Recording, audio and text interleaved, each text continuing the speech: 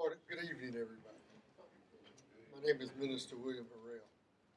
But, man, I wasn't a minister. In fact, about 25 years of my adult life, I was known as 387520. And I was through Wisconsin DOC. Man, in 2000, well, I guess in 1980s, I had the charge, but in 2000, and my story is not a particularly a feel-good story, because my story really involves a lot of death, okay? And my first year in 2000, when I was first revocated, my first year at MSDF, I witnessed suicide. Charles alluded on how people act there, but some of the mental health problems are very extreme, okay, and they're really not addressed. And man, all of the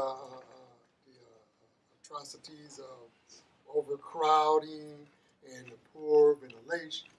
And in fact, the ventilation was so poor, they have what's called forced ventilation, okay?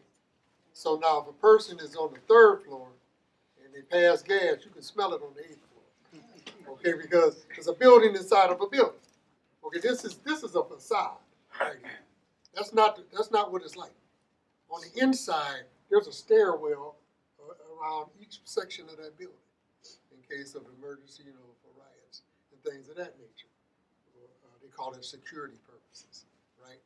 But then there's another building, okay, inside of that building. And there's only a few units, as Charles alluded to, that are air conditioned. So I was there when the heat had got up to, it had to be 130 degrees. Yeah, somebody died, heat exhaustion. Okay. I was released. I went and did my bid in Oklahoma and went through the riots and all that in Oklahoma. And that was really wild to see how CCA, Correction Corporation of America, could take people from all around the country. And even in Hawaii, we had people from Hawaii. And the Hawaiians and the Oklahomans didn't get along. No, they didn't. They had a riot. They tore the place up. Okay, they tore the place up. But they shut it down due to the fact that they were overcharging Wisconsin for phone calls. So they shut. Now this is CCA. This building here is built on the line of CCA. Okay, they're like bunkers. Where, in fact, when I was in Oklahoma, a tornado came through and it came right past us. Didn't even budge. The building didn't even wave. We couldn't even feel it. But we could see it through the windows, which we couldn't see if out of MSDF, if a tornado or anything happened. We wouldn't even know it because it's a building inside of a building, okay? And some of the other problems with MSDS was medical, okay? People weren't getting the proper medications. People weren't getting proper medical care. It was really bad. And as I said, deaths. People were dying due to the fact that they weren't being medicated correctly. And the heat was killing them. Person committed suicide while I was there. Okay, I got released and I got revocated again. Okay, I got revocated again, so I'm back at MFDS again. I'm back here again. Now this time, they got a problem of MRSA, staph diseases. I mean, you couldn't even touch a sink, okay, in MFDS.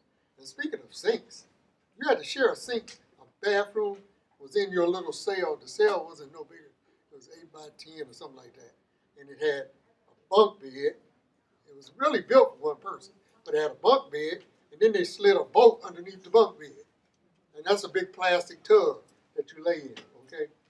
That's a big plastic tub that you lay in. But anyway, their toilets. They had toilets in their room. Now 3 people in toilets.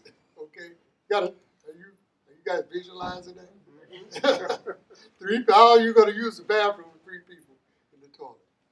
And now to make a long story short, speaking of death again, I got out of prison, we formed an organization called Table of the Saints. And Table of the Saints actually is the brainchild of Expo. And well, Expo is actually Table of the Saints on steroids. But anyway, Table of the, we had a brother there who was our prayer warrior, and his name was James Wilborn. You might have seen him on the sign-in sheet. But James Wilborn, and a couple years ago, he passed away. And it was a hot day in July, and he was on medication, but they never told us why or how, but we already know that he died of heat exhaustion due to lack of medical treatment. And thank you for your time, everybody. Thank you.